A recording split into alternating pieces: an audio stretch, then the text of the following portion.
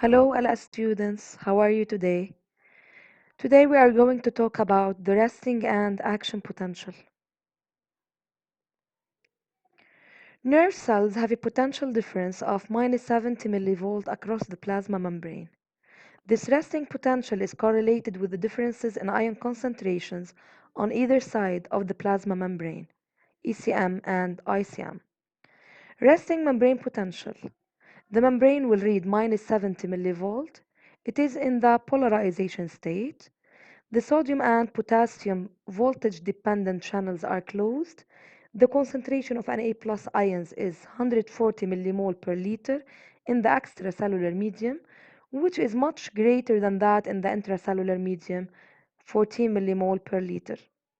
While the concentration of potassium ions in the extracellular are 5 millimoles per liter, which is less than that in the intracellular medium, 140 millimole per liter. This indicates that sodium ions are abundant in the extracellular medium and potassium in the intracellular medium.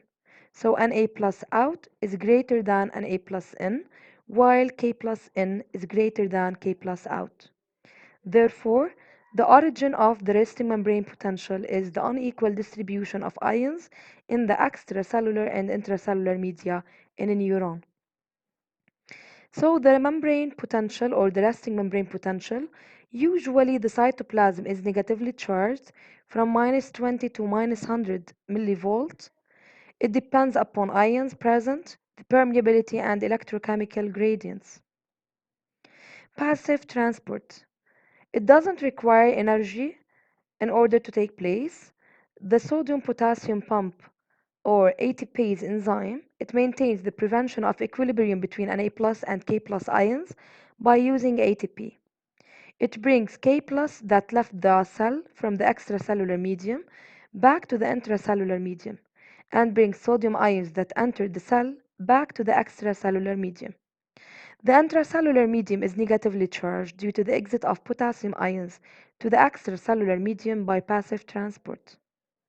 Note, the organic substances present inside the cell, which is the intracellular medium, that are negatively charged as well as the exit of potassium ions creates the potential loss of minus 70 millivolt.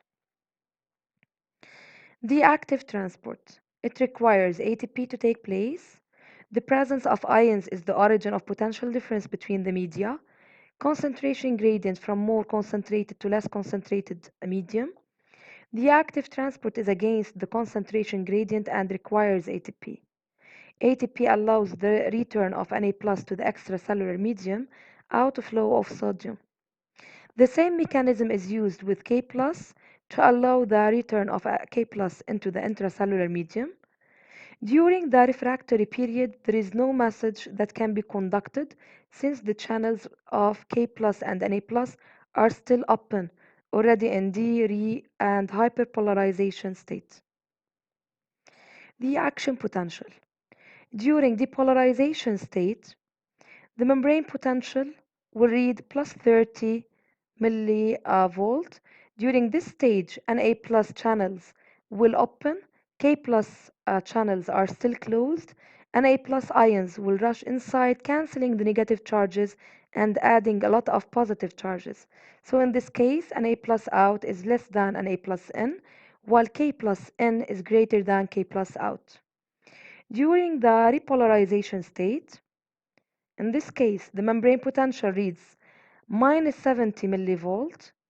Na plus ions or channels close while K plus channels open, allow K plus ions to leave to the outside. K plus out is greater than K plus in, while Na plus in is greater than Na plus out. During the hyperpolarization state, the membrane potential reads minus 80 millivolt. During this stage, sodium-potassium pump regulates the medium back as it was during the resting upon extreme flow of K plus out.